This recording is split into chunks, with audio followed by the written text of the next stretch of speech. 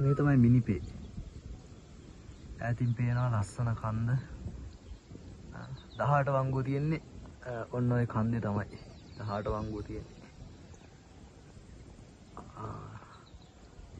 අර යහංගල කියලා කඩාගෙන වැටුනේ කඳු නෙළුම් වල කියලා ගම්මානයක්. ඒත් ඔන්න ඔය කන්දේ මම මේ කැමරාවේ අල්ලගෙන ඉන්න මේ පැත්තට මෙතනට පේන්නේ නැහැ. මේ මිනිපේ නිසා. මේ කන්ද තමයි නායකී 18 වංගුව තියෙන්නේ මේ පැත්තට ඉන්න. මේ පැත්තට යන්න රන්දනිකල පැත්ත. මේ වෙල්යාය දැන් මේ කරල් පැහිලා තියෙන්නේ. පැහිලා කියන්නේ මේ අර හොඳ තත්ත්වයට හැදිලා තියෙන්නේ. තව ටික කාලයක් තව සති දෙකක් විතර යනකොට මේ කුඹුරු යායවල් කැපෙනවා. බලන්න කොච්චර ලස්සනද කියලා මේ පැත්ත. වතුරට යට වුණා පොඩ. මොනරු කෑ ගහන හැන මොනරුත් ඉන්නවා ගොඩක්. අංකල් කෙනෙක් එනවා. මේ පැත්ත මේ බලන්න මේ කරල් අර හොඳ තත්ත්වයට හැදිලා තියෙන්නේ. එතකොට තව චුට්ටක් දවස් යනකොට මේවා මේ කුඹුරු යායවලම කැපෙනවා. ගොයන් කපන අය කාලෙට. ලස්සනයි. මේ මිනිපේ. තෝපා තඹල ගොමු මිනිපේ මින්නේරි කියලා කවියක් තියෙන මේ මිනිපේ තමයි මේ මිනිපේ.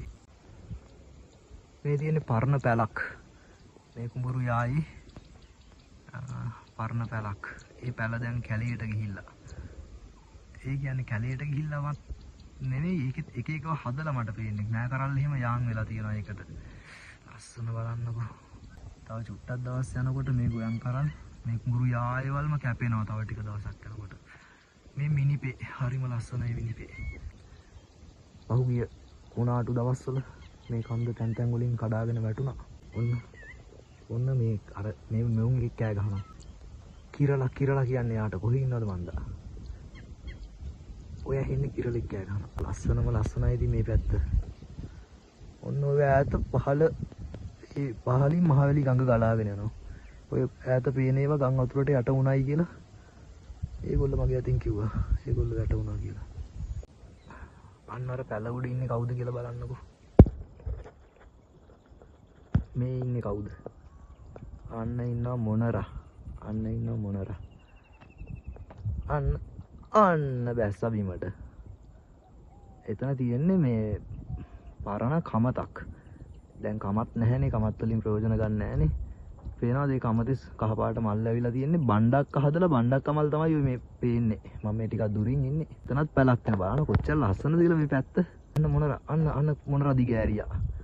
ඒ පිල්ලු හිදනවා. ඔන්න බලමු තව ටිකක්. අන්න වැඩි. අනේ මේ පැත්තට හැරෙන්න. අනික් අතට හැරලා ඉන්නේ. ෂා. මාරු වැඩි. අන්න හැරෙන්න යන්නේ. ඒ හැරෙන්නේ නැහැ. ෂා. එයා හැරෙන්නේ නැහැ නේ මෙහෙට. අන්න තව එක්කෙනෙක් ඉන්නවා. එයා සෙබඩක්ද ඒ වගේ. පිල්ලු හිදනයි කියන්නේ ඔකට. වියස් යන්න ගන්න. මේ මිනිපේ ගොවි ජනපදේ. ඈතින් ලස්සන කන්ද පේනවා. මේ කන්දට කියන්නේ කොස්ගොල්ලා කන්ද කියලා. ප්‍රසිද්ධ මධ්‍යම කඳුකරේ ප්‍රසිද්ධ නමක් කොස්ගොල්ලා කන්ද.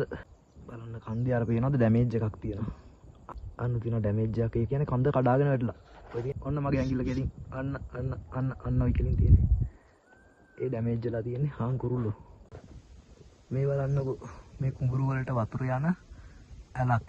ඒ ඇල දෙපැත්තේ හදලා තියෙනවා මෑ කරල්. දාස්පතිය හදන්නේ මේ ටයර් එකේ තියෙන දාස්පතිය. ඒ දාස්පතිය හදන්නේ මේ කෘමි සත්තු ගෙන්න ගන්න. එතකොට මල් වල පරාගණය හොඳට වෙනවනේ. එතකොට අස්සන්න වැඩි වෙනවා. බලන්නකෝ මෑ කරල් හදලා තියෙන ලස්සන. මෙතන ඉන්නවා කොණ්ඩ කුරුල්ලෙක්. මං එයා දැකලා නතර කරේ. ඌ පිට මෙහෙට වුණා මං හිතන්නේ. ඉන්නවා මට නම් පේනවා. මගේ කැන් එකට ගන්න බෑ යාව. පොඩි වැඩිනේ ඒගොල්ලෝ. මෙන්න මේ ඉන්නේ කොණ්ඩ කුරුල්ලෙක්. මෙතන මේ ඉන්නේ. මට ගන්න බෑ හරියට. ඔන්න ඉන්නවා කොණ්ඩ කුරුල්ලා. ඔයි අන්න බැස්සා. අන්න යනවා අන්න හරියට ගියා. අන්න අතන වහලා ඉන්නවා. එන්න කොණ්ඩ කුරුල්ලා. අන්න කොණ්ඩ කුරුල්ලා ෂා. කොහොමද වැඩි?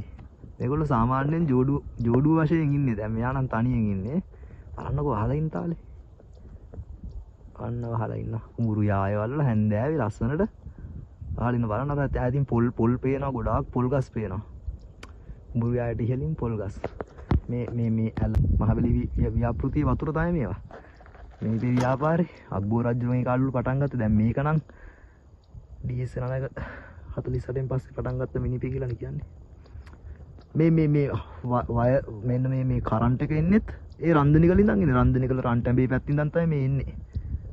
මේ කුඹුරු මැදින් මේ කුළුණු හදලා ඒවට වයර් සම්බන්ධ කරලා තියෙන්නේ. ලොකු ව්‍යාපෘතියක් එක යනවා කියන්නේ හුඟක් ඈතට උතුරට යනවා කියලා මට කට්ටිය කිව්වේ දවසක්. ඔන්න ඉන්නවා පිලිහුඩුවා.